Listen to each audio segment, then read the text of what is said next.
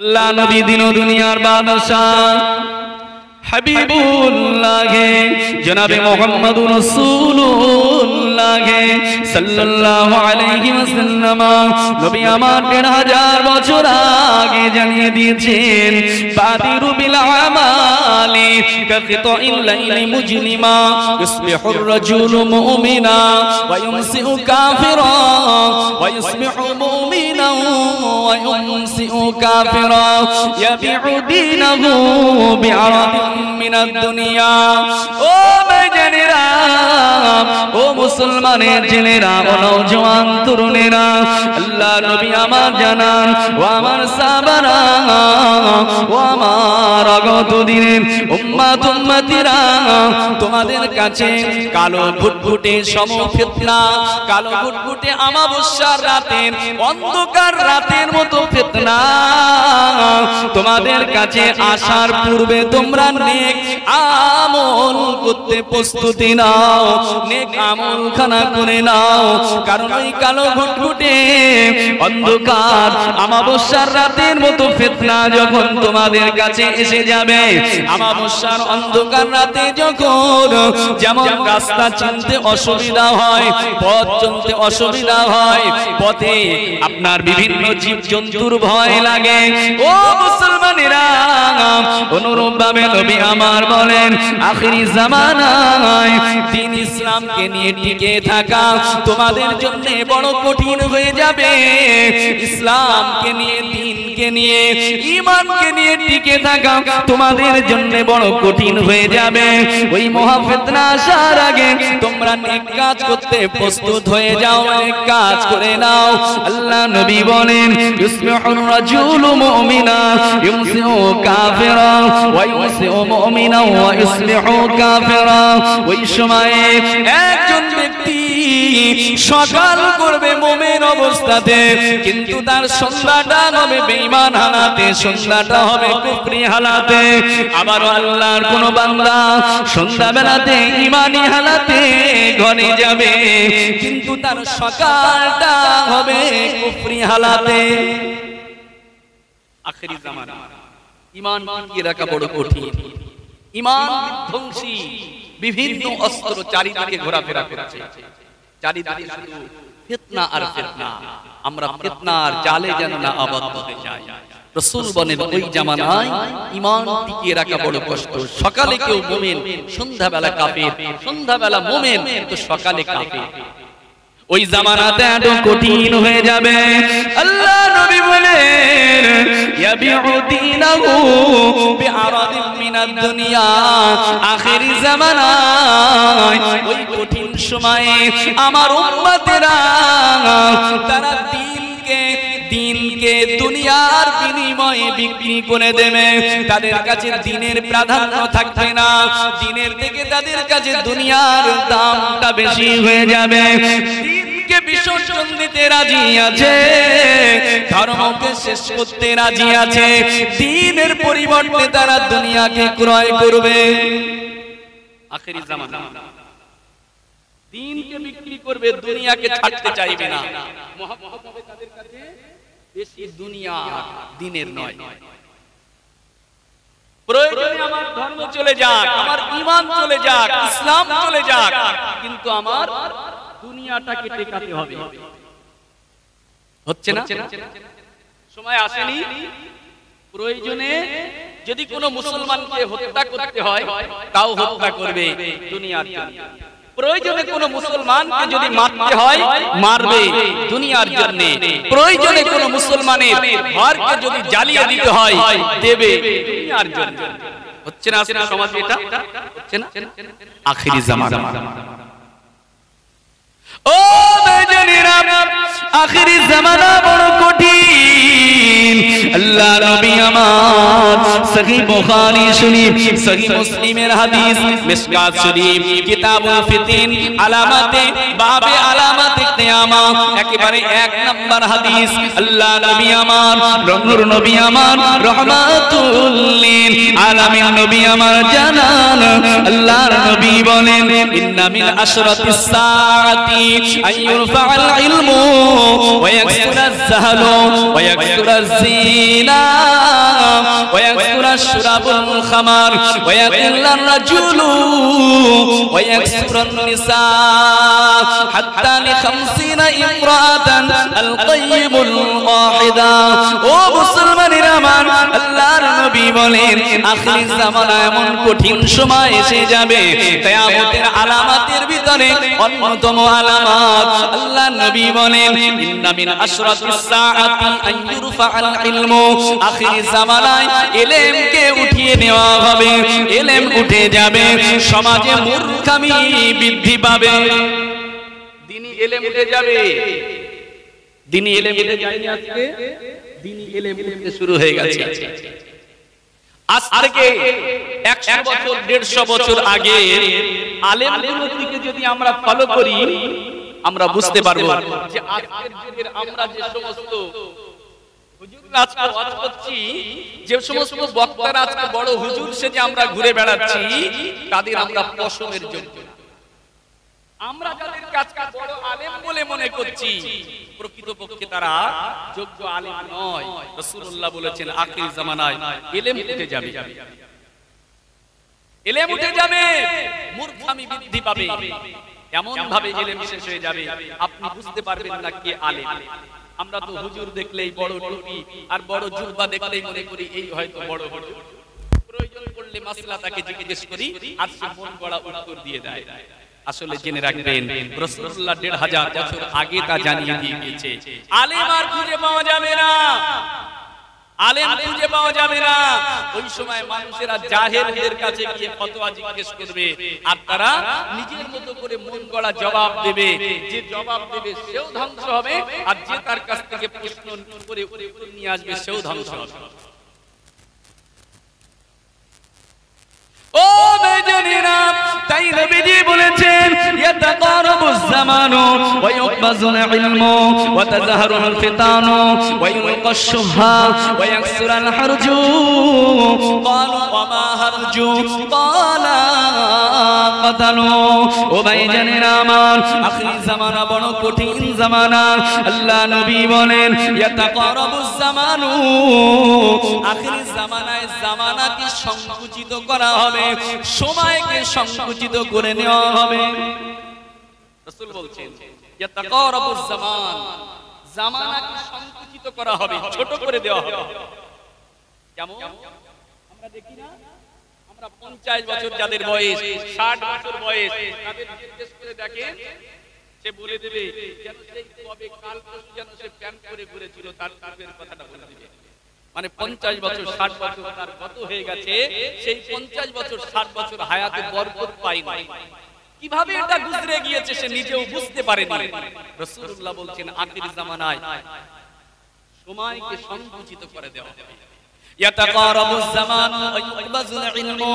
আবার সেই পূর্বের কথা আল্লাহ নবী বলেন ইলমকে সংকুচিত করে দেওয়া হবে, ইলমকে উঠিয়ে নেওয়া হবে, ইলমকে উঠিয়ে নেওয়া হবে।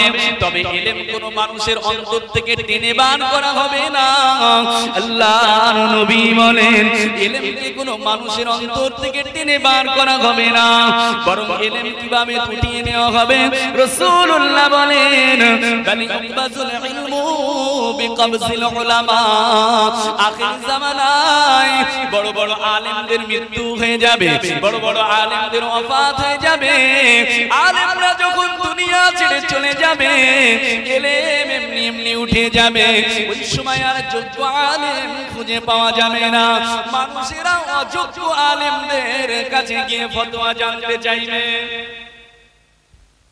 দেখেন আমি স্পষ্ট করে আপনাকে একটু বুঝিয়ে দেই, রাসূলুল্লাহ বলেছেন ইলম উঠে যাবে কিভাবে?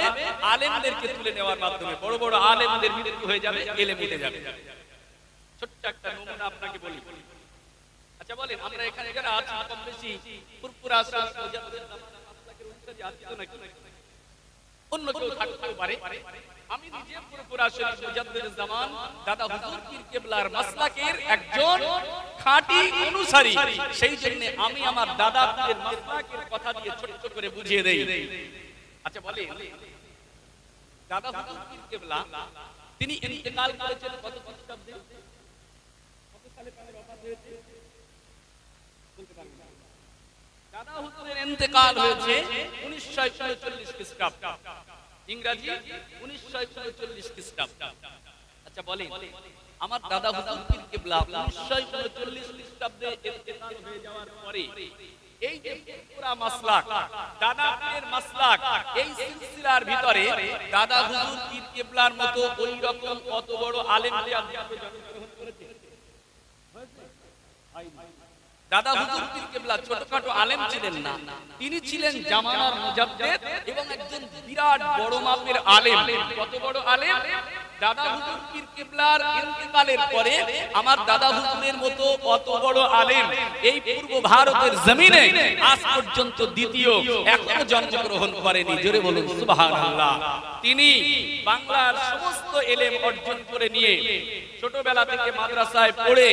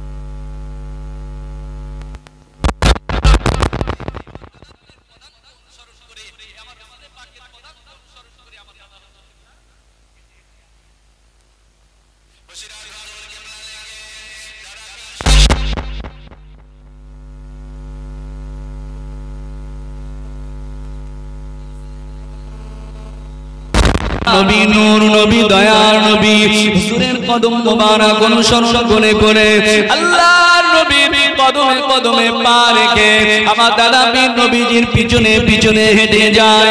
দাদা হুজুর শুধু এমনি এমনি হেঁটে যায় না, বসিরহাট হুজুর কিবলা লেখেন আমার আপনার পীর ও মুর্শিদ আমার রাসূল পাককে বিভিন্ন মাসালা জিজ্ঞেস করে, ইয়া রাসূলুল্লাহ ইয়া হাবিবাল্লাহ, হুজুর এই মাসলাটা কি হবে, হুজুর ওই মাসলাটা কি হবে, হুজুর এই মাসলাটা কি হবে। আল্লাহ নবী আমার আগে আগে যায় আর আমার দাদা পীরের মাসালার এক একটা করে জবাব দেন। জোরে বলুন সুবহানাল্লাহ। বসিরহাট হুজুর লেখেন ওই রাতে স্বপ্নের মাধ্যমে আমার রাসূল পাক আমার দাদা পীরকে ইলমে লাদুন্নির ফয়েজ এমন ফয়েজ দিয়েছিলেন, ইলমে লাদুন্নির ফয়েজে আমার দাদা পীর সাহেব কিবলাকে আমার আল্লাহ পাক ফিকহের খনি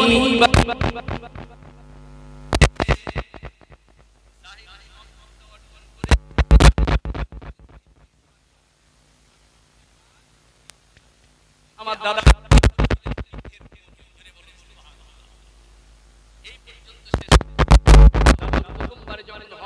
গিয়েছিলেন মদিনা শরীফে গিয়ে মদিনা শরীফের মসজিদে নববী শরীফে হাদিসের যিনি দর্স দিতেন, মদিনার সবচেয়ে বড় মুহাদ্দিস যিনি মুহাদ্দিসে কবীর আমিন ইবনে আহমদ ইবনে রিদওয়ান রাহমাতুল্লাহ আলাইহি তানার কাছে কিছুদিন পরে আমার দাদা পীর সাহেব কিবলা মদিনা শরীফ থেকে 40 খানা হাদিসের কিতাবের সনদ নিয়ে এই পূর্ব ভারতের জমিনে অদ্বিতীয় ব্যক্তি হয়ে এসেছিলেন। জেনে বলুন 40 খানা হাদিসের কিতাব। আজকের যুগের হুজুররা আমাদের মতো হুজুররা মাদ্রাসায় পড়ি আমরা, কি ভারতবর্ষের মাদ্রাসা, কি পাকিস্তানের মাদ্রাসা, বাংলাদেশের মাদ্রাসা, এই পূর্ব ভারতের যে কোনো পড়ে থাকে দাওরায়ে হাদিসের কিতাবে খুব জোর 8 থেকে 9টা হাদিসের কিতাব পড়ানো হয়। আর আমার দাদা হুজুর কটা হাদিসের কিতাবের সনদ নিয়েছিলেন? 40 খানা হাদিসের কিতাবের সনদ। আমরা শুধু সনদ নেই, কটা হাদিস আমাদের মুখস্থ আছে জানি না, কিন্তু আমার দাদা পীর সাহেব কিবলা 40 খানা হাদিসের কিতাবের সনদ নিয়ে এই পূর্ব ভারতের সর্বশ্রেষ্ঠ আলেমের মর্যাদা লাভ করেছিলেন। জোরে বলুন সুবহানাল্লাহ। সেই দাদা হুজুর কিবলার ইন্তেকালের পরে এই পূর্ব ভারতের জমিনে দাদা পীরের মাসলাকের ভিতরে আমার দাদা হুজুরের মতো জন্ম নিয়েছে? জন্ম নেই। বসিরহাট হুজুর কিবলা ইন্তেকাল হয়ে গেছে। বসিরহাট হুজুরের ইন্তেকালের পরে আমার বসিরহাট আল্লামা হুজুরের মতো ওই রকম অত বড় আলেম কি এই পশ্চিম বাংলায় গ্রহণ করেছে পুরা মাসলাকে করেনি। আমার মুফতি আজম মেজলা হুজুর কিবলা তিনি ইন্তেকাল করেছেন কত খ্রিস্টাব্দে কত সালে বলতে পারি? এটা তো বলতে পারা সহজ কথা। মেজলা হুজুর কিবলা কত সালে ইন্তেকাল করেছিলেন? মেজো হুজুর কিবলা 2002 সালে ইন্তেকাল করেছিলেন, 2002 সালে। আচ্ছা বলেন, আমার এই বক্সের আওয়াজটা বিরাট জোর হচ্ছে, আপনাদের অসুবিধা হচ্ছে আওয়াজে? কানে অসুবিধা হচ্ছে না তো? মানে চারিদিকে ঘেরা তো, সেই জন্য আওয়াজটা বিরাট গুলিয়ে যাচ্ছে। আমার ভাইরা, তো যে কথা আমি বলছিলাম, মুফতি আজম মেজলা হুজুর পীর কিবলা 2002 সালে ইন্তেকালের পরে এই 2020 সাল শেষ হতে চলেছে। বলেন এই 21-22 বছরে আমার মুফতি আজমের মতো কত বড় মুফতি, কত বড় আলেম আর পুরা মাসলাকের ভিতরে হয়েছে? হয়নি। এ আমার মতো মুফতি টোকো ঝোকো চলটো মুফতি বাজারে বন্দরে খুঁজে পাবেন, গ্রামে গ্রামে খুঁজে পাবেন, কিন্তু আমার মুফতি আজমের মতো মুফতি আর খুঁজে পাবেন না। তাহলে আলেমরা চলে যাচ্ছে আর ওই রকম আলেম জন্ম নিচ্ছে না, আলেম চলে যাচ্ছে ওই রকম আলেম আসছে না। তাই রাসূল বলেছে ইলম উঠে যাবে বড় বড় আলেমদের ওফাতের মাধ্যমে। আমি যে জায়গাতে ছিলাম বাবা, আল্লাহ নবী আমার বললেন ইয়াতাকারাবুজ জামানু ওয়া ইউকবাসুল ইলমু ওয়া তাযহারুল ফিতান। আল্লাহ নবী বলেন গোটা পৃথিবীটা ফিতনায় বিরাজমান করবে, যেখানে যাবে সেখানে ফিতনা, হাটে যাবে বাজারে যাবে বন্দরে যাবে, যেখানে যাবে শুধু ফিতনা খুঁজে পাবে। ও মুসলমান, আল্লাহ নবী বললেন ওয়া ইউলকাশ শুহা ওয়া ইয়াকসুরুল হাজ। আল্লাহ নবী বললেন হাজ বেড়ে যাবে, হারজের অধিক হয়ে যাবে। সাহাবী প্রশ্ন করলেন ইয়া রাসূলুল্লাহ ইয়া হাবিবাল্লাহ ওয়া মা হারজু, হারাজটা কি? আল্লাহ নবী বললেন ক্বালা কাতানু। ও বাবা সাহাবারা, আখিরি জামানায় হত্যা বেড়ে যাবে, খুন খারাপি বেড়ে যাবে, খুন খারাপি বেড়ে যাবে। ও মুসলমানেরা বলেন তো দেখি আজকে আমাদের এই সময়ে খুন খারাপি বেড়েছে কিনা? হত্যা বেড়েছে না বাড়েনি? বেড়েছে তো। তাহলে কিয়ামতের আলামত বাস্তবায়িত হচ্ছে তো। দিনের পর দিন খুন খারাপি বাড়ছে না বাড়ছে না? জেনে রেখে দেন এই জামানার কোন যিনি হবে তিনি জাহান্নামে যাবে, আর যিনি খুন করবে তিনিও জাহান্নামে যাবে। যে করবে সেও জাহান্নামে যাবে, আর যে খুন হবে সেও জাহান্নামে যাবে। আমার নিজের কথা না, রাসূলুল্লাহ বলেছেন কাতিলু ওয়াল মাকতুলু কিলাহুমা ফিন নার। আখিরি জামানায় হত্যাকারী এবং যাকে হত্যা করেছে হত্যাকৃত দুজনেই জাহান্নামে যাবে। জানতে পারবে না যে হত্যা করেছে, কেন কে হত্যা করেছে। যে হত্যা হচ্ছে সেও বুঝতে পারবে না কেন আমাকে হত্যা করা হচ্ছে। কথা বুঝে আসেনি? তার মানে যে হত্যা করবে সে এসে থাকবে আমি ওকে হত্যা করব, আর যে হত্যা হয়েছে সেও মনে মনে ঠিক করে রেখেছিল সুযোগ পেলে হত্যা করব। যে কোনো একজন আগে পড়েছে, দুজনেই জাহান্নামে যাবে। ও বেজানেরা, ও মুসলমানেরা আমার, আমি যে প্রথম হাদিসটি পড়েছিলাম কিয়ামতের আলামতের ভিতরে আল্লাহ নবী বললেন ইন্না মিন আশরাতিস সাআতি আইয়ুরফাআল ইলমু ওয়া ইয়াকসুরাজ জাহলু ওয়া ইয়াকসুরাজ জিনা। আল্লাহ নবী বললেন আখিরি জামানায় জিনা ব্যভিচার বেড়ে যাবে, জিনা ব্যভিচার বেড়ে যাবে। ও মুসলমানেরা বলেন তো দেখি রাসূলুল্লাহর 1000 বছর আগের ভবিষ্যৎবাণী আজকে কি বাস্তবায়িত হচ্ছে না? জিনা ব্যভিচার বাড়ছে না কমছে? এত জলসা, এত মাহফিল, এত কিছু, তারপরেও জিনা ব্যভিচার কমছে না বাড়ছে? বেড়ে চলেছে না? দুনিয়ার দিকে তাকিয়ে দেখেন, তাকিয়ে দেখেন জিনা ব্যভিচারে সয়লাব হয়ে গেছে, জিনা ব্যভিচারে ভরপুর হয়ে গেছে। কেন? এর কারণটা কি? আজকে ফ্যাশন সমাজটাই জিনা ব্যভিচারের প্রাদুর্ভাবকে বাড়িয়ে দিয়েছে। জিনা ব্যভিচারের প্রাদুর্ভাব বাড়িয়েছে ফ্যাশন সমাজ। স্কুল কলেজে গিয়ে দেখেন জিনা ব্যভিচার কিভাবে বেড়েছে। স্কুল কলেজে আপনার মেয়েকে আপনার ছেলেকে শিক্ষিত করার জন্য স্কুলে পাঠাচ্ছেন, মানুষ করার জন্য, সে ব্যভিচার করছে স্কুল কলেজে গিয়ে, অসভ্য তৈরি হচ্ছে। তার কারণ আমি বলে দিই একটা কথা, আজকে এই ছেলে মেয়ের বন্ধুত্বটা আমরা কিছুই মনে করি না যে ছেলে মেয়ে বন্ধুত্ব। এ মেয়ে বলে ও আমার ছেলে বন্ধু, এ ছেলে বলে ও আমার মেয়ে বন্ধু। আচ্ছা, ছেলে আর মেয়ে, একটা যুবক আর যুবতী কোনদিন বন্ধু হতে পারে? বন্ধু হয় না। শেক্সপিয়ার তাই অনেক আগে বলে গেছে, কোন যুবক আর যুবতী কখনো বন্ধু হয় না। বন্ধু করতে গেলে যুবক যুবতী যখনই বন্ধুত্ব করে তাদের ভিতরে মনুষ্যত্বের বন্ধুত্ব থাকে না, তাদের ভিতরে খায়েসাতের বন্ধুত্ব তৈরি হয়। আজকে বন্ধু করেছো, 5 দিন পরে ওই ছেলেটাই তোমার ইজ্জতকে লুণ্ঠন করার জন্য মনে মনে আশ তৈরি করবে। আর এই নারীটাও, এ তো বন্ধু একসাথে বাজারে যেতে যেতে, পার্কে যেতে যেতে তার অন্তরের ভিতরে খায়েসাত তৈরি হবে। তাই কোরআন মাজিদে আল্লাহ বলেছে প্রথমে জিনা ব্যভিচার করতে নিষেধ করেনি, কোরআন সাক্ষ্য দিচ্ছে। আল্লাহ বলেন লা তাকরাবুজ জিনা ইন্নাহু কানা ফাহিশাতান ওয়া সাআ সাবিলা। ও ভাইজানেরা, আল্লাহ পাক কোরআন মাজিদে জানিয়ে দেন প্রথমে জিনা করতে নিষেধ করেননি। আল্লাহ বলেন লা তাকরাবুজ জিনা, তোমরা যেন জিনা ব্যভিচারের নিকটবর্তী যাবে না, জিনা ব্যভিচারের যেন কাছাকাছিও যাবে না। জিনা করার আগে নিষেধ করেছে কি? জিনার নিকটে যেতে। মানে যেখানে গেলে জিনা হওয়ার সম্ভাবনা আছে সেই জায়গায় যেতে আল্লাহ প্রথমে নিষেধ করেছে। তুমি যখন মেয়ে হয়ে ছেলের সঙ্গে বন্ধুত্ব করছো, ব্যভিচার হওয়ার সম্ভাবনাটা ওখানে প্রবল। তুমি যখন ছেলে হয়ে একটা মহিলার সঙ্গে বন্ধুত্ব করছো, ওখানে ব্যভিচার হওয়ার এটাই আগে কমাতে হবে, এটাই আগে ছাড়তে হবে। না, কখনো ছেলে আর মেয়ে, যুবক যুবতী একে অপরের বন্ধু হতে পারে না। ও মুসলমানেরা, জিনা ব্যভিচার আজকে সমাজে বেড়ে গেছে। জিনা ব্যভিচার এমন ভাবে বেড়ে গিয়েছে, আপনি যদি খোঁজ করে সত্যি সত্যি দেখেন, বাজারে বন্দরে জিনা ব্যভিচার বেড়েছে, স্কুল কলেজে জিনা ব্যভিচার বেড়ে গিয়েছে। ও মুসলমান, এই জিনা ব্যভিচারটা আজকে আম হয়ে গিয়েছে, একেবারে সাধারণ একটা ব্যাপার হয়ে গিয়েছে, মামুলি ব্যাপার হয়ে গিয়েছে। না না না না, জিনা ব্যভিচার এমন একটা অপরাধ আল্লাহ পাক কোরআন মাজিদের ভিতরে জানিয়ে দিয়েছেন, আয-যানিয়াতু ওয়াজ-যান ফাজলিদু কুল্লা ওয়াহিদিন মিনহুমা মিয়াতা জালদা ওয়ালা তাখুযুকুম বিহিমা রাফাতুন ফি দীনিল্লাহ। ও মুসলমানেরা, জিনা ব্যভিচার এমন একটা জঘন্যতম অপরাধ।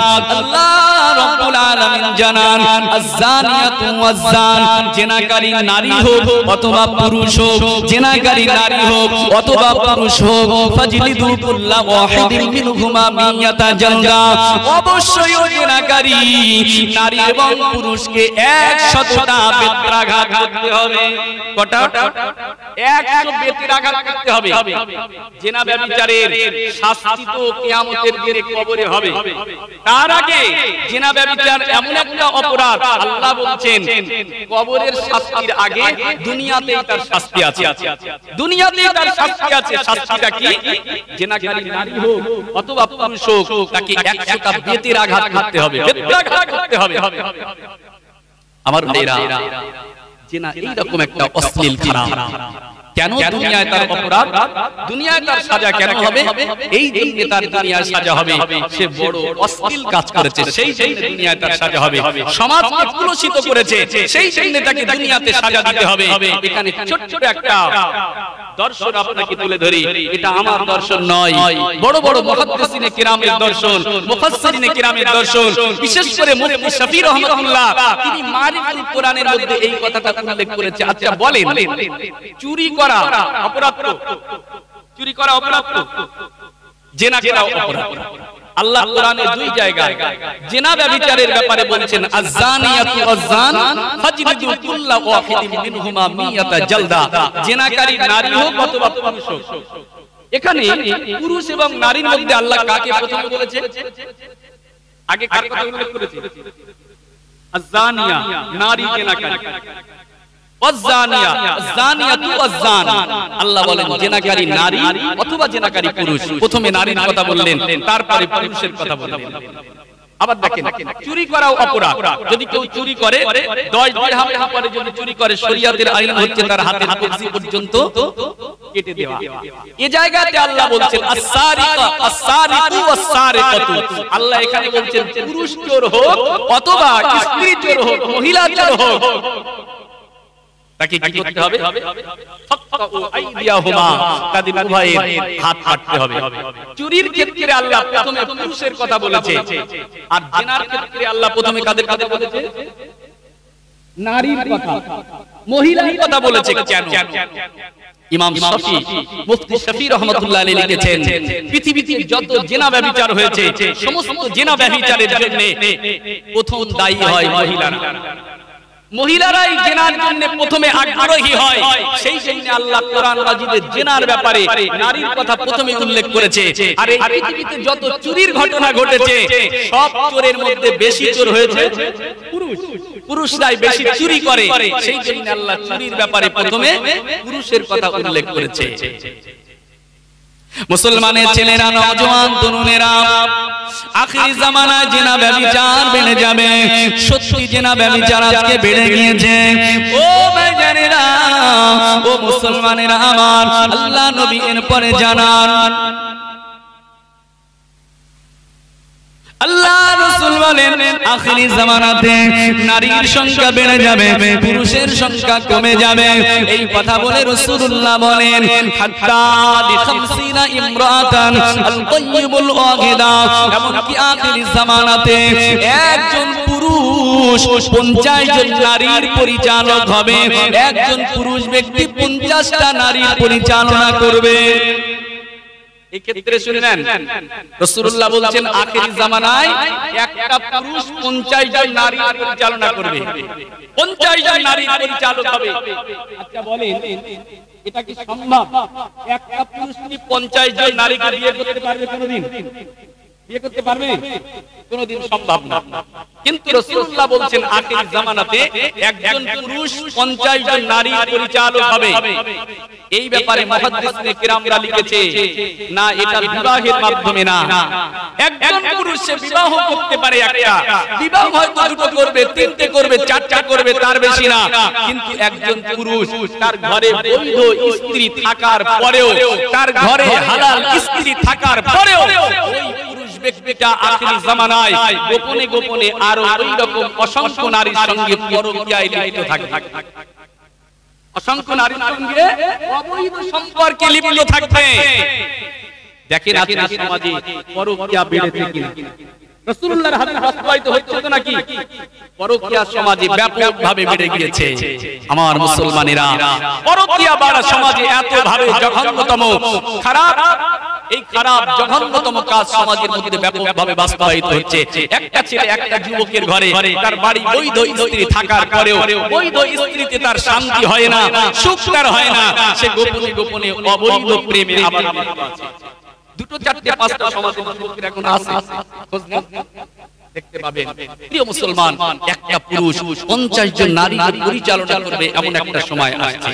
তবে সবাই না, সেটা কেউ কেউ হবে, এমন সময় আসবে। আমার ভাইজানেরা, কিয়ামতের সেই ছোট ছোট আলামতগুলো একেবারে সব বাস্তবায়িত হতে চলেছে। ও মুসলমান, আল্লাহ নবী বলেন আখিরি জামানা এমন একটা সময় আসছে, ওই সময় আখিরি জামানাতে আল্লাহ নবী বলেন আখিরি জামানায় ইযা তুখিলাল ফাইয়ু দেওয়ালা ওয়াল আমানাতু মাগনামা, আখিরি জামানায় আমার উম্মতেরা গনিমতের মালটাকে ব্যক্তিগত মাল মনে করবে। আল্লাহ নবী বলেন আখিরি জামানায় আমার উম্মতেরা আমানাতের মালটাকে গনিমতের মাল মনে করবে।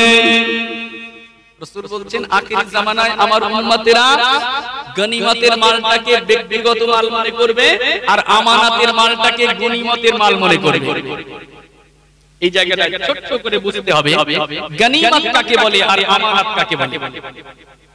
গনিমত কাকে বলা হয়? গনিমত হচ্ছে যুদ্ধলব্ধ সম্পদ। কথা বুঝতে পেরেছেন? যুদ্ধলব্ধ সম্পদ হচ্ছে গনিমত। অর্থাৎ কাফির আর মুসলমানের যদি যুদ্ধ হয়, সেক্ষেত্রে যদি মুসলমানরা জয়লাভ করে, মুসলমানরা যদি জিতে যায়, বেঈমানরা যে সমস্ত অর্থ সামান টাকা পয়সা ফেলে রেখে দিয়ে পালাবে তরবারি, এই সবগুলো মুসলমানরা কুড়িয়ে নেবে, মুসলমানরা হস্তগত করবে। এরপরে ওই মালটা কি করতে হয়? যুদ্ধক্ষেত্রে আমি যুদ্ধে আছি, আরো হাজারো সৈন্য যুদ্ধে আছে, কেউ যুদ্ধের মধ্যে লিপ্ত আছে, আবার কেউ বা সেনাপতিকে দেখভাল করছে, আর কেউ বা বেঈমানরা যখন পালাচ্ছে মালপত্র কুড়াতে লেগেছে। আচ্ছা বলেন, যে গনিমত আমি লাভ করব, আমি নিজে যদি দু ঝুড়ি পাঁচ ঝুড়ি পাঁচ বস্তা যদি গনিমত অর্জন করে নেই, ওই মালটা কি পুরো আমি একা পাবো? আমার কথা বুঝতে পারছেন? সব মালটা কি আমি একা পাবো? ওটা যুদ্ধক্ষেত্রে যারা আছে সবাই ওর থেকে অংশ পাবে, ভাগ পাবে। রাসূলুল্লাহ বলেছেন, আখির জামানায় আমার উম্মতেরা গনিমতের মালটাকে ব্যক্তিগত মাল মনে করবে, যে আমি যতটা পেয়েছি সব আমার। এই সময়টা আসেনি, তবে আসছে, যুদ্ধের সময় আসছে। কিয়ামতের পূর্বলক্ষণে অনেক বড় বড় যুদ্ধ হবে, সেই সময় আসছে। দ্বিতীয় রাসূলুল্লাহ বললেন, ওয়াল আমানাতু মাগনামা, আর আমার উম্মতেরা আমানাতটাকে গনিমতের মাল মনে করে। তাহলে গনিমতের মাল নিজেদের মধ্যে কি করতে হয়? ভাগ করে নিতে হয়। আচ্ছা, আমানাতের মাল কি ভাগ করে নেওয়া যায়? আমানত কাকে বলে? আমানতটা কাকে বলে? আমানত হচ্ছে গচ্ছিত সম্পদ। আমার মাল আপনার কাছে আমি সংরক্ষণ করে রেখেছি, ওই মালটা আপনার কাছে দিয়ে রেখেছি, মানে আপনি ওটা কি নিজেদের মধ্যে ভাগ করতে পারবেন? কি করতে হবে? ওটা আমি যখন যাব আমাকে তখন দিয়ে দিতে হবে, আপনাকে দিয়ে দিতে হবে।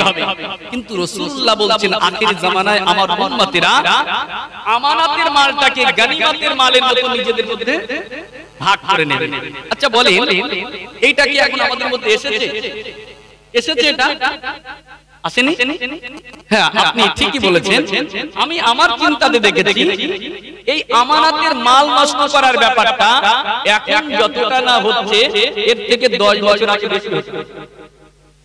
কারণ এখন আর মানুষের অভাব নেই, অভাব কমে গেছে, সবাই ব্যবসা বাণিজ্য, সবাই সম্পদশালী হয়ে গেছে, তাই পরের মালের দিকে কেউ তাকিয়ে থাকে না। কিন্তু আজ থেকে 20 বছর আগে আমরা যখন ছোট ছিলাম, মাঝে মাঝে শুনতাম চুরি হচ্ছে, ডাকাতি হচ্ছে, ছিনতাই হচ্ছে। তখন মাটির ঘর ছিল, কারোবা দেওয়াল কেটে, মানে সিন কাটা বলতো, সিন কেটে ঘরে ঢুকে চুরি হচ্ছে, হতো না? হতো। কিন্তু সেটা আজকে কমেছে তো নাকি? কমে গেছে তো? আচ্ছা, রাসূলুল্লাহ বলেছেন, আখির জামানায় আমানতের মালটাকে গনিমতের মাল মনে করবে। আখির জামানায় এটা বাড়বে, আর আমরা দেখছি এখন সেটা আস্তে আস্তে কমে যাচ্ছে, তাই তো নাকি? কমে যাচ্ছে আস্তে আস্তে। আচ্ছা বলেন, রাসূলুল্লাহর কথা তিনি বলেছেন মানুষেরা আমানতের মালের খেয়ানত করবে, সেটা আগে বেশি ছিল, এখন কমে যাচ্ছে। আর আমরা দেখছি এটা কমছে, কিন্তু রাসূলুল্লাহ বলেছেন আখির জামানায় ওটা বাড়বে। আচ্ছা বলেন, যদি আমাদের কথাটা ঠিক হয় যে আমানতের মাল নষ্ট করার লোক এখন কমে যাচ্ছে, আমাদের কথাটা যদি ঠিক হয়, তাহলে রাসূলুল্লাহ 1500 বছর আগে যে কথাটা বলেছে সেটা মিথ্যা তো না? কেন? আপনি তো বললেন কমে যাচ্ছে, আমানতের মাল নষ্ট করার লোক কমে গেছে, অথচ রাসূল বলছে কিয়ামতের পূর্বলক্ষণ ওটাই বাড়বে। তাহলে আমাদের কথা যদি ঠিক হয়, আপনাকে বলতেই হয় রাসূলুল্লাহ যেটা বলেছে সেটা ভুল। বলতে পারবেন? এই স্পর্ধা আপনার আছে, কারণ আল্লাহ নবী 1000 বছর আগে নূরের জবানে যে কথা বলে গিয়েছে, তার একটা বাক্য নয়, একটা শব্দ নয়, একটা অক্ষরও কিয়ামতের আগে মিথ্যা হবে না। আল্লাহ নবী যেটাই বলে গিয়েছে কিয়ামতের আগে অবশ্যই তা বাস্তবায়িত হয়ে যাবে।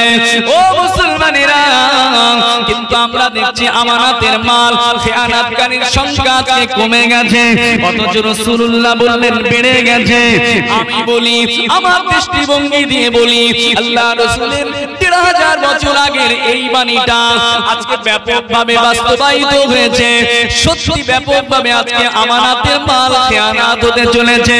কিভাবে খেয়ানাত হচ্ছে ও মুসলমান, ও নওজোয়ান তরুণেরা, আল্লাহর নবীর কথা কিভাবে বাস্তবায়িত হয় দেখেন। 3000 বছর আগে আল্লাহর নবী, দয়ার নবী, নূর নবী হুজুরের কাছে একজন বেদুইন আসলো। হাদিস সাক্ষী দেয়, যা আরাবিয়্যু ফাকালা মা তাসআতা, সহিহ মুসলিমের হাদিস। আল্লাহ নবী বলে, আল্লাহ রাসূলের কাছে একজন বেদুইন এসে প্রশ্ন করলেন, ইয়া রাসূলুল্লাহ, ইয়া হাবিবাল্লাহ, হুজুর বলুন বলুন মা তাসআতা, ইয়া রাসূলুল্লাহ, ইয়া হাবিবাল্লাহ, হুজুর কিয়ামত কবে হবে, হুজুর কিয়ামত কবে হবে। আল্লাহ নবী, দয়ার নবী সেদিনই বললেন, ইদা দুইয়াতিল আমানা, ও বাবা সাহাবী, ও বেদুইন শোনো শোনো, যখন আমার উম্মত থেকে আমানত কানা উঠে যাবে, আমার উম্মত থেকে যখন আমানতকে উঠিয়ে নেওয়া হবে, ও আবার সাহাবী ওই সময় কিয়ামতের জন্য অপেক্ষা করবে, ওই সময় কিয়ামতের অপেক্ষা করবে। ও মুসলমান, নবী বললেন যখন আমানত উঠে যাবে তখন কিয়ামতের অপেক্ষা করবে। আজকে যেমন আমরা বুঝতে পারছি না আমানত কিভাবে উঠে যাচ্ছে, আমানতের কিভাবে খেয়ানাত হচ্ছে, যেমন আমরা সত্যি বুঝতে পারছি না 1500 বছর আগে ওই সাহাবীও বুঝতে পারেনি আমানতটা কিভাবে উঠে যাবে। তাই সাহাবী আবার ঘুরিয়ে প্রশ্ন করলেন, ইয়া রাসূলুল্লাহ, ইয়া হাবিবাল্লাহ, ও আল্লাহর নবী বলুন বলুন, বালা কাইফা ইয়াদাতুহা, ইয়া রাসূলুল্লাহ, ইয়া হাবিবাল্লাহ, হুজুর আমানত আবার কিভাবে উঠে যাবে, আমানতকে আবার কিভাবে উঠিয়ে নেওয়া হবে। ও ভাইজানের আমার, ওই দিনে নবী আমার রাহমাতুল লিল আলামিন কি দার্শনিক জবাব দিয়েছিলেন। আল্লাহ নবী বলেননি অমুকের মাল অমুক নষ্ট করবে, অমুক গোত্রের মাল অমুক গোত্র খেয়ানাত করবে। আল্লাহ নবী এইভাবে জবাব না দিয়ে বরং রাসূলুল্লাহ বললেন, ও বাবা সাহাবী শুনে রেখে দাও, ইদা উসিদাল আমরু ইলা গায়রি আহলিহি ফাউতাজিরি সাআতা, ও বাবা সাহাবী ওই সময় আমানতকে উঠিয়ে নেওয়া হবে, ওই সময় আমার উম্মত থেকে আমানত কানা উঠে যাবে। যখন আমার উম্মতের যোগ্য যোগ্য পদগুলোতে, আমার উম্মতের যোগ্য যোগ্য চেয়ারগুলোতে, আমার উম্মতের যোগ্য যোগ্য জায়গাতে যখন অযোগ্য ব্যক্তিগুলো বসে যাবে, আমার উম্মতের যোগ্য পদগুলোতে যখন অযোগ্য মানুষেরা বসবে, সেটা জেনে রেখে দাও, শুনে রেখে দাও, ও বাবা সাহাবী ওই সময় আমার উম্মত থেকে আমানতকে উঠিয়ে নেওয়া হবে, ওই সময় আমার উম্মত থেকে আমানত কানা উঠে যাবে। কথা বুঝে এসেছে? রাসূল বলেছেন আমানত তখন উঠে যাবে যখন আমার উম্মতের যোগ্য পদে, যোগ্য চেয়ারে যখন অযোগ্য বসবে। যে চেয়ারে যার বসা দরকার সে না বসে যখন অন্য কেউ বসবে। আজকে এই জলসা মাহফিলে এই চেয়ারটা এখানে দিয়েছে, এখানে বসবে কি? কে বসবে এখানে? আলেম তো, একজন আলেম বসবে এখানে, একজন মুহাদ্দিস বসবে এখানে, একজন মুফাসসির বসবে এখানে, একজন মুফতি বসবে এখানে, তাই তো? সেই মসজিদের ইমামতির যে জায়গাটা আছে ওখানে ইমামতি করবে কে? সাধারণ লোক করতে পারবে? ইমামতি করবে তো একজন হাফেজ, যোগ্য হাফেজ।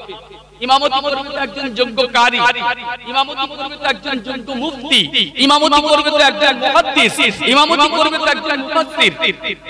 এই আপনার গ্রামে যে স্কুলটা আছে ওখানে শিক্ষকতা করবে কে? শিক্ষকের একটা চেয়ার আছে, ওই চেয়ারে বসবে কে? গ্রামের মূর্খটা আর শিক্ষিতটা? শিক্ষিত তো, ভালো ব্রিলিয়ান্ট ইন্টেলিজেন্ট ছাত্র জাতি, সে সেখানে বসে তার ছাত্রদেরকে দেবে, তাই তো?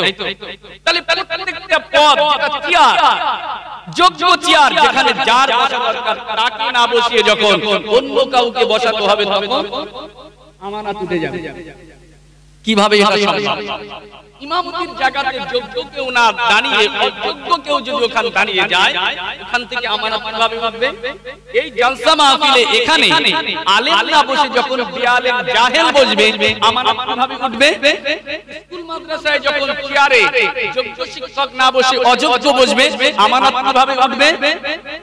সব ক্ষেত্রে সব জায়গায় প্রত্যেকটা জায়গাতে যোগ্য জায়গায় যখন অযোগ্য বসবে তখন আমানত উঠে যাবে। কিভাবে উঠবে? আজকে এই চেয়ারটার দিকে তাকিয়ে দেখেন রাসূলুল্লাহর হাদিস সত্যি আজকে বাস্তবায়িত হয়েছে কিনা আমি এটা ব্যাপকভাবে বলার চেষ্টা করি। এই নবীর মিম্বারে এই চেয়ারটায় আমানত রেখেছেন। আমার কাছে আপনারা কি আমানত রেখেছেন? টাকা পয়সা রেখেছেন? টাকা পয়সা দেওয়া আছে, কিছু সোনা চাঁদি দেওয়া আছে যে ফিরিয়ে নেবেন? না, আমার কাছে টাকা পয়সা আপনারা আমানত দিয়ে রাখেননি। এই গ্রামের ছেলেরা, গ্রামের যুবকেরা মাসাধিক কাল ধরে গ্রাম থেকে আপনাদের কাছে কষ্ট করে ঘুরে ঘুরে চাঁদা কালেকশন করেছে, এই সুন্দর মাহফিল সাজিয়েছে। আমাকে কিছু নজরানা জলসার পরে দেবে, কিছু দেবে, টাকা খরচ করবে কিছু আমার পিছনে। নেবে কি আমার কাছ থেকে? নেওয়ার কথাটা ছিল কি আমার কাছে? সে কোরআন নেবে, হাদিস নেবে, ফিকহ ফরায়েদ মাসলা মাসাইল নেবে। এটাই তো আপনারা দিয়ে রেখেছেন আমার কাছে আজকে আমানত। বক্তার কাছে তো কোরআন হাদিস আমানত দিয়ে এখানে বসাবেন, এটা আপনার আমানত। ইমাম সাহেব মসজিদের মিম্বারে ইমামতি করবে, ইমামের কাছে আপনার কোনো টাকা পয়সা আমানত নেই, সোনা চাঁদি নেই, কিন্তু জেনে রেখে দেন আপনার ইমামের কাছে সবচেয়ে বড় জিনিসটাই আপনি আমানত দিয়ে রেখেছেন। কি বলেন তো সেটা? কি সেটা? ইমামের কাছে আপনার সবচেয়ে বড় জিনিস যেটা আমানত রেখেছেন সেটা হলো আপনাদের নামাজ, মুসাল্লির নামাজ। ইমাম সাহেব মসজিদের মেম্বারে শুদ্ধ কিরাতে নামাজ পড়িয়ে দেবে। ইমাম সাহেব লেহানে জলি করবে না, ইমাম সাহেব লেহানে খাফি করবে না, ইমাম সাহেব ছোট ভুল করবে না, ইমাম সাহেব বড় ভুল করবে না। ইমাম সাহেব সহি কিরাতে শুদ্ধ কিরাতে আপনার নামাজটা আদায় করে দেবে। ইমাম সাহেব মসজিদের মেম্বারে দাঁড়িয়ে কোরআন হাদিসের বক্তৃতা দেবে, এটাই তো আপনাদের কাছে আমানত। ওই ইমাম সাহেব মসজিদের মেম্বারে দাঁড়িয়ে মুসাল্লিদেরকে নামাজের মাসলা মাসাইল শেখাবে, নামাজের হুকুম আহকামগুলো শেখাবে, এটাই তো মসজিদের ইমামের কাছে আমানত। ও মুসলমানেরা আমার, আজকে মসজিদগুলোর দিকে তাকিয়ে দেখেন, অধিকাংশ মসজিদের দিকে তাকিয়ে দেখেন, মসজিদগুলোতে আজকে যোগ্য ইমামের অভাব হয়ে গিয়েছে। আপনার মসজিদের ইমাম আমার মুজাফফর ভাই, আমি যতটুকুনি জানি, যতটুকুনি বুঝেছি, যোগ্য ইমাম আপনি রাখতে পেরেছেন, কিন্তু অধিকাংশ মসজিদের দিকে তাকিয়ে দেখেন ও ভাইজানেরা আমার, আজকে যোগ্য ইমামের অভাব হয়ে গিয়েছে। মসজিদে তো ইমামতি করবে একজন মুফতি সাহেব, একজন আলেম সাহেব, একজন মুহাদ্দিস সাহেব, একজন মুফাসসির সাহেব, একজন যোগ্য কারি সাহেব, একজন যোগ্য হাফেজ সাহেব, কিন্তু না না না, আজকে অধিকাংশ মসজিদ থেকে যোগ্য ইমামের অভাব হয়ে গিয়েছে। এমন ভাবে ইমামগুলো কিরাত করছে, একটু যারা মাদ্রাসায় পড়েছে ইমামের পিছনে গেলেই বুঝতে পারবে ইমাম কি জিনিস। কথা বুঝে আসে না? ইমাম শুদ্ধ কিরাতে নামাজ পড়িয়ে দেবে, এটাই তো আপনার আমানত। ইমাম সাহেবের যদি নামাজের ভিতরে কিরাতের ভিতরে লেহানে জলি হয়ে যায়, বড় ভুল হয়ে যায়, আক্ষরিক যদি ভুল হয়ে যায়, ইমামের নামাজটা ফাসিদ হয়ে যাবে। ও মুসলমান বলেন তো দেখি, যদি কোনো ইমামের নামাজ ফাসিদ হয়ে যায়, তার মুসাল্লিদের কি নামাজ হবে? হবে নামাজ? তাহলে ইমামের নামাজ যদি না হয় মুসাল্লির নামাজ হবে না। তাহলে এটা হলো আপনার সবচেয়ে বড় আমানত, আখিরাতের পুঁজি, তাই তো?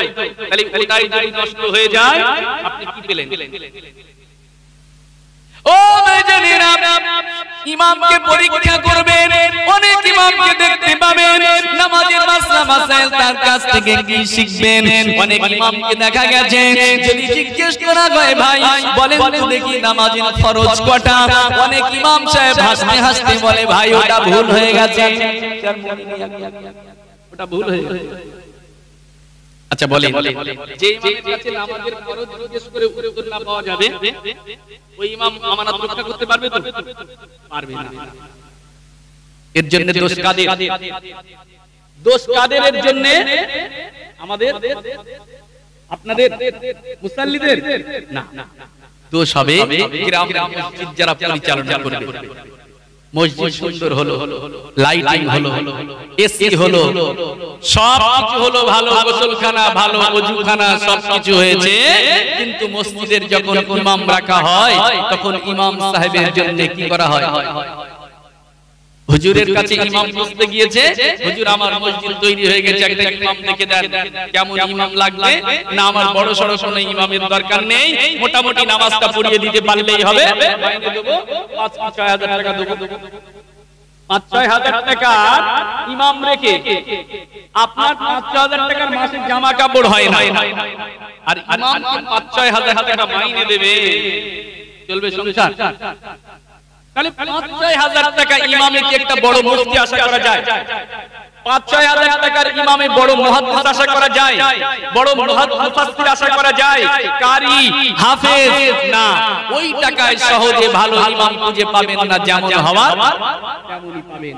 যদিও আজকে অনেক খালেস ইমাম আছে, নেককার ইমাম আছে, তারা টাকা পয়সা নেয় না, বিনা বেতনে নামাজ পড়িয়ে দেয়, এটা আলাদা ব্যাপার, স্বতন্ত্র ব্যাপার, কিন্তু ইমামের সম্মান আপনাকে দিতে হবে। যদিও যোগ্য ইমাম পেয়ে যান আর মাইনে যদি ৫-৬ হাজার টাকা দেন, জেনে রাখবেন হিসাব কিন্তু আপনাকে কিয়ামতে দিতে হবে।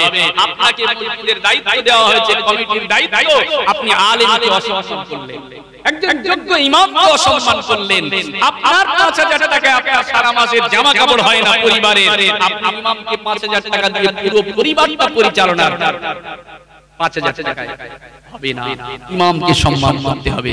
দেখুন মসজিদ থেকে আজকে আমানত আনতে চলেছে এই নবীর মেম্বার, এখানে জলসা করবে একজন মুফতি সাহেব, একজন মুহাদ্দিস, একজন মুফাসসির, একজন যোগ্য আলেম এখানে ওয়াজ করবে, কিন্তু আজকে দেখেন রাসূলুল্লাহর হাত একেবারে বাস্তবায়িত, আমরা কিন্তু এই জায়গায় যোগ্য আলেমকে জায়গা দিচ্ছি না, আজকে যোগ্য আলেমকে স্থান দিচ্ছি না।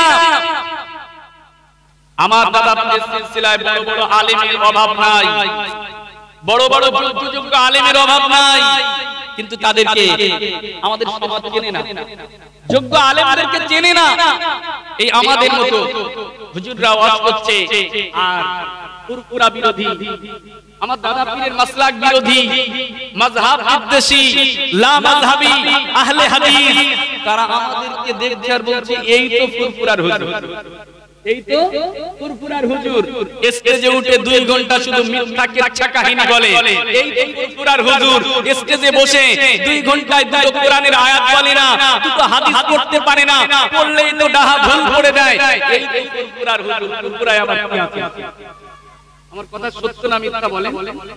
যদি ২ ঘন্টা মিথ্যা কেচ্ছা কাহিনী আমি শোনাই, আর এই ইউটিউব এতগুলো চ্যানেল এরা কম বেশি জলসাটা শোনাচ্ছে, হাজার হাজার মানুষ শুনবে, ওই আহলে হাদিস লা মাযহাবী আমাদের বিদ্বেষীরা তারা যখন শুনবে যে হুজুর ২ ঘন্টা তো গল্প বলে গেল, এই হুজুরের আবার কি যোগ্যতা আছে? ভয় করবে আর? আস্তে আস্তে আমাদের থেকে মানুষ কেটে কেটে অন্যদিকে চলে যাচ্ছে, তার পিছনে দায়ী কিন্তু আমরাও আছি। মুসলমানের ছেলেরা, আমার দাদা পীরের মাসলাকের ভিতরে আলেমের অভাব নাই, এই জায়গাতে একটা যোগ্য মুফতিকে বসানো দরকার ছিল, যোগ্য আলেমের বসানো দরকার ছিল, যোগ্য মুফাসসির দরকার ছিল, যোগ্য মুহাদ্দিস দরকার ছিল। ও মুসলমান, না না না না না, এটা আজকে একেবারে উঠে গিয়েছে, লক্ষ লক্ষ টাকা খরচ করে মাহফিলটা হবে, আজকে ৩০শে কার্তিক জলসা হয়ে গেল। বাবা আমি কমিটি ভাইদেরকে এটা শুধু এই গ্রামে নয়, গোটা জায়গায় আজকে এই সিচুয়েশন হয়ে গিয়েছে, ৩০শে কার্তিক জলসা হয়ে গেল, ১০ দিন পরে বক্তা দাওয়াত করা হবে, কিভাবে বক্তা দাওয়াত করবে? গ্রামের ইমামের কাছে পরামর্শ হয় না, গ্রামের একটা ভালো আলেমের কাছে পরামর্শ নেওয়া হলো না, কোন বক্তাকে দাওয়াত করব, কোন হুজুর ভালো হবে? না না না, নিজের থেকে বক্তা দাওয়াত করব, কিভাবে দাওয়াত করব? এই ইউটিউবে জলসা শুনবো, ১০ মিনিট ২০ মিনিট জলসা শুনবো, ১০-২০ মিনিট জলসা শুনে সুরটা দেখবো সে কি করছে, কয়টা কোরআনের আয়াত পড়েছে এটা দেখবো না, কটা রাসূলুল্লাহর হাদিস বলেছে এটা দেখবো না, বরং দেখবো ১০ 20 মিনিটে ওই বক্তাটা কতটা সুর দিতে পেরেছে, ওই বক্তাটা কটা গজল বলতে পেরেছে, ওই বক্তাটা কতটা অঙ্গভঙ্গি করতে পেরেছে, ওই বক্তাটা কতটা কমেডি করতে পেরেছে, শ্রোতাদের কতটা হাসাতে পেরেছে, এটাই তো দেখে বক্তা দাওয়াত করে দিলাম। ও মুসলমানেরা, না না না, ওই কিচ্ছা বলা বক্তা, ওই গজল আর কাহিনী বলা বক্তা আর আপনার কিনা ওই হাসানো বক্তা, তাদেরকে নিয়ে আপনি কিছুই পাবেন না। এখানে তো আপনি আমাকে এনেছেন কোরআন শুনবেন, হাদিস শুনবেন, ফিকহ ফারায়েদের কথা শুনবেন। ও মুসলমানেরা, এই জায়গা থেকে তো আমানত উঠতে শুরু হয়ে গিয়েছে। আমাকে টাকা দিয়ে রাখেননি, অর্থ দিয়ে রাখেননি, সোনা দানা আমার কাছে আমানত রাখেননি, কিন্তু আমার টাকার বিনিময়ে যেটা আমানত দিয়েছেন সেটা তো কোরআন আর হাদিস, মাসলা মাসাইল, এটাই তো আমানত। কিন্তু না না না, আজকে নবীর মেম্বার থেকে আমানত উঠে গিয়েছে। ও মুসলমানেরা, স্কুল মাদ্রাসার শিক্ষকতার দিকে তাকিয়ে দেখেন, ওখান থেকে আজকে অযোগ্য শিক্ষক হয়ে গিয়েছে। হাজার হাজার টাকা, লক্ষ লক্ষ টাকা ঘুষ দিয়ে অযোগ্য ছেলেগুলো চাকরি পেয়ে স্কুলের শিক্ষার ব্যবস্থা একেবারে দুর্বল হয়ে যাচ্ছে। ও মুসলমানেরা, এরপরে আমি একটা সত্য কথা আপনাকে মেনে নিতেই হবে, এটা না মেনে আপনি যেতে পারবেন না। আজকে এই সময়ে আমি আমার কাছে আপনার কাছে টাকা আমানত রাখি না, আপনার কাছে আমানত রাখেন না। 10-20 বছর আগে এটা ছিল, তখন একে অপরের কাছে আমানত রাখতাম। আমার টাকা আজকে কারোর কাছে রাখি না, আমার টাকা সংরক্ষণের জন্য ব্যাংক, আমার কাছে লাখ লাখ টাকা আছে, আপনার কাছে খামকা দিয়ে রাখি না। কোথায় রাখি? ব্যাংকে। আর যারা তাদের জন্য আরো ভালো, ওর জমাও থাকবে, আবার মালও ঢুকবে, সেটাও থাকবে, তাই তো নাকি? তাহলে তার জন্য আরো সুযোগ অন্যের কাছে দিয়ে রেখে লাভ কি?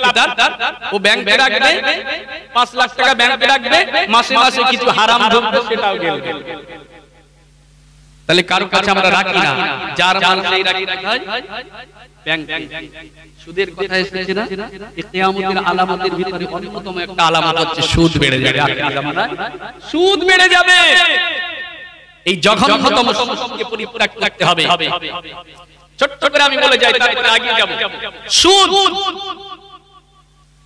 আচ্ছা জিনা ব্যভিচার আমাদের সমাজে আগে বলেছি, আখির জামানায় জিনা ব্যভিচার বাড়বে।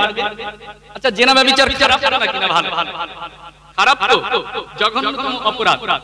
আচ্ছা বলে, আমরা জিনা ব্যভিচার যারা করে তাদেরকে বিরাট খারাপ নজরে দেখি, এরা বিশাল খারাপ, বিরাট অসভ্য। হ্যাঁ, অবশ্যই বিরাট বড় অশ্লীলতা বলেই আল্লাহ 100টা বেত্রাঘাত করতে বলেছে। আর যদি বিবাহিত নারী পুরুষ হয়, তাকে একেবারে রাখার অধিকার নাই, তাকে একেবারে মেরে শেষ করে দেওয়ার কথা বলা হয়েছে কোরআন হাদিসের মাসলা। তাহলে জিনা ব্যভিচার বিরাট বড় অপরাধ বলেই তো কোরআনের এই আইন।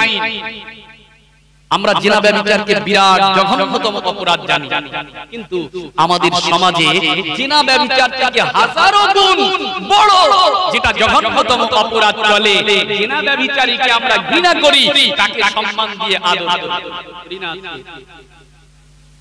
জিনা ব্যভিচার করেছেন, আপনার জন্য শাস্তি আছে, কিন্তু যে ব্যক্তি সুদ খায়, ঘুষ খায়, সেই ব্যক্তি তো এই জিনা ব্যভিচারের থেকে আরো জঘন্যতম অপরাধী।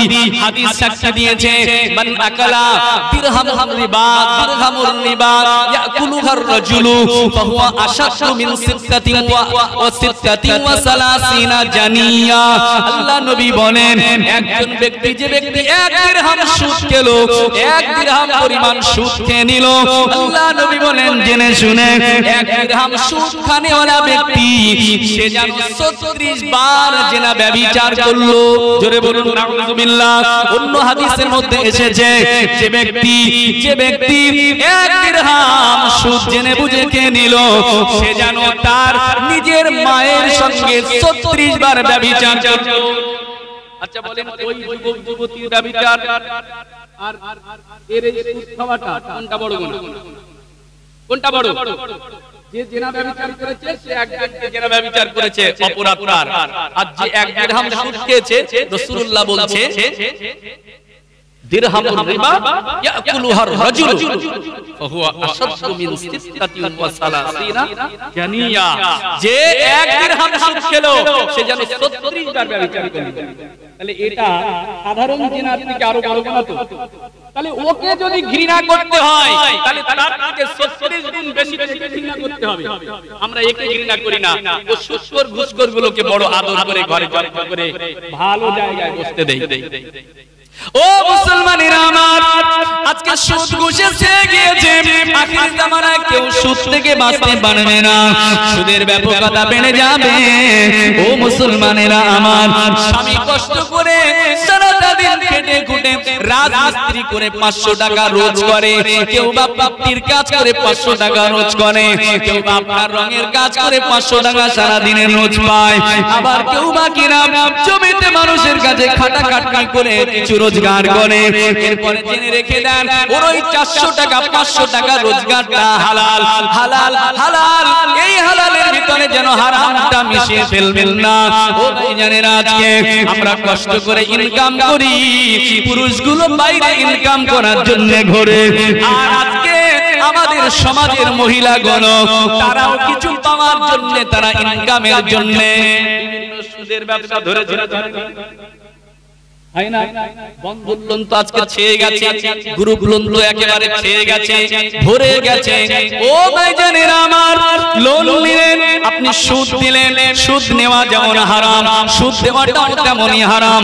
না না না না না, তাই নবী আমার জানান আখির জামানায় কেউ সুদ থেকে বাঁচতে পারবে না। সুদ যদি নাও ডাইরেক্ট খায়, সুদের ধোঁয়া থেকে বাঁচতে পারবে না।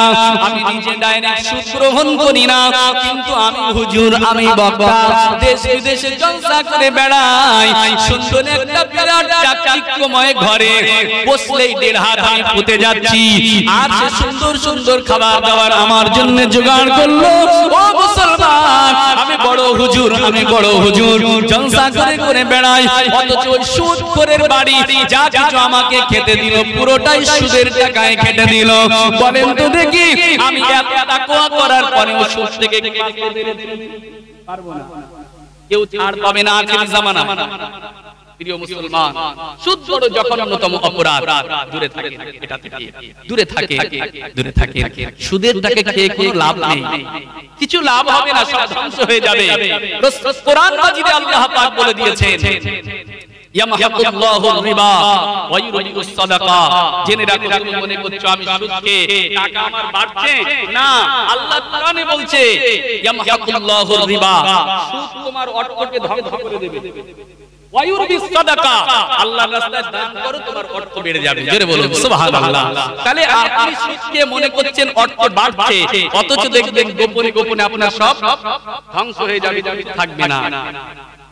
ও ভাইজানেরা আমার, যে আলোচনাতে আমি ছিলাম, কোন জায়গাতে ছিলাম মনে নেই, আমার কথা শুনছিলেন? কোথায় ছিলাম বলেন তো?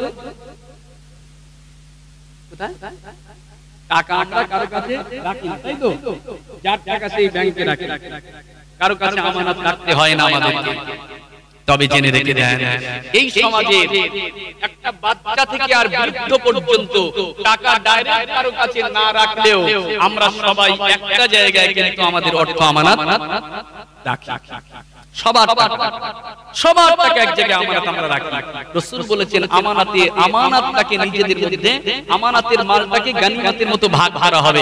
দেখেন বাস্তবায়িত হচ্ছে কিনা? নবীর কথা একদম মিথ্যা হবে না, কোনটা ডাইরেক্ট, কোনটা ইনডাইরেক্ট।